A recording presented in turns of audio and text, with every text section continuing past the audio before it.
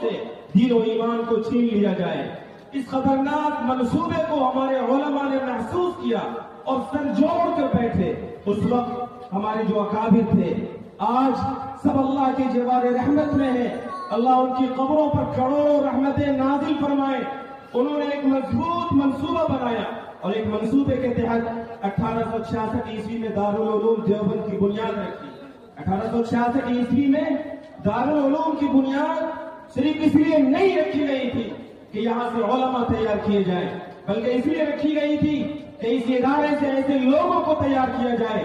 جو مسلم بچوں اور نسلوں کے دین و ایمان کی حفاظت کریں۔ وہیں اس ادارے سے ایسے نوجوانوں کو، ایسے اولو العزم مجاہدین آزادی کو تیار کیا جائے جو اس ملک کو انگریزوں کے چنگل سے آزاد کر سکے۔ چنانچہ اس منصوبہ بندی میں ہمارے اکابر کامیاب ہوئے۔ دارالعلوم دیوبند سے نہ صرف یہ کہ دین کے محافظین، قرآن کے حاملین تیار ہوئے، بلکہ وہیں سے ایسے لوگ تیار ہوئے جنہوں نے 1947 عیسوی میں اس ملک کو آزاد کیا۔ میرے بزرگوں، ملک آزاد ہوا لیکن مدارس کے قیام کی وہ تحریک جو ہمارے اکابرین نے چلائی تھی، دارالعلوم دیوبند جس کے پہلے استاد ملا محمود تھے اور جس کے پہلے شاگرد شیخ الہند مولانا محمود حسن دیوبندی رحمۃ اللہ علیہ تھے، یہ شیخ الہند وہی عظیم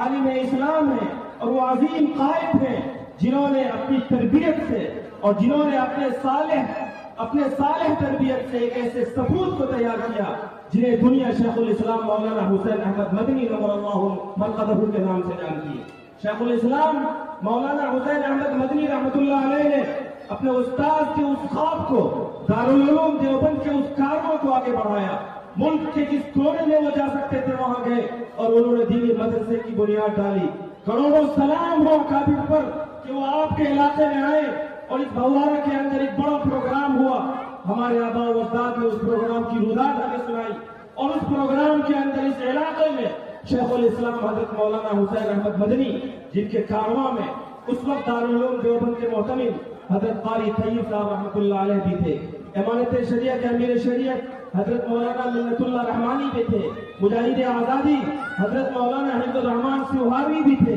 اکابرین کے یہ عظیم روحانی قافلہ اس سرزمین پر آیا تھا اور انہوں نے اس ادارے کو ایک انجمن کی شکل میں ڈالا تھا اور انہوں نے اس وقت ہمارے پروجوں سے، ہمارے آباء و اجداد سے یہ عہد لیا تھا کہ جب تک آپ اس دنیا میں رہیے گا اس انجمن کو اپنے خون جگر سے سینچیے گا اور جب اس دنیا سے جانے لگیے گا تو اپنے بچوں کو اس امانت کی حفاظت کی ذمہ داری دے کے جائیے گا اور انہیں یہ وصیت کر کے جائیے گا کہ وہ ہر قیمت پر اس انجمن و اس مدرسے کی حفاظت کرے۔ ہمارے آباء و اجداد پر اللہ کی رحمتیں ہوں کہ انہوں نے اس امانت کی اب تک حفاظت کی اور انہوں نے ہر طرح کے وسائل سے محرومی کے باوجود اس ادارے کی تعمیری، اس ادارے کی تعلیمی ترقی کی صورتحال اس ادارے کی آپ کے سامنے ہے کہ یہ ادارہ آپ کو ہر سال 25، 20، 30، 40 حفاظ کرام کا تحفہ دیتا ہے۔ یہ ادارہ ہر سال آپ کو 15، 12، 20 ایسے افراد دیتا ہے جو یہاں سے ڈائریکٹ دارالعلوم دیوبند اور اس طرح کے بڑے مدرسوں میں جاتے ہیں اور کچھ سالوں میں وہ فارغ ہو کر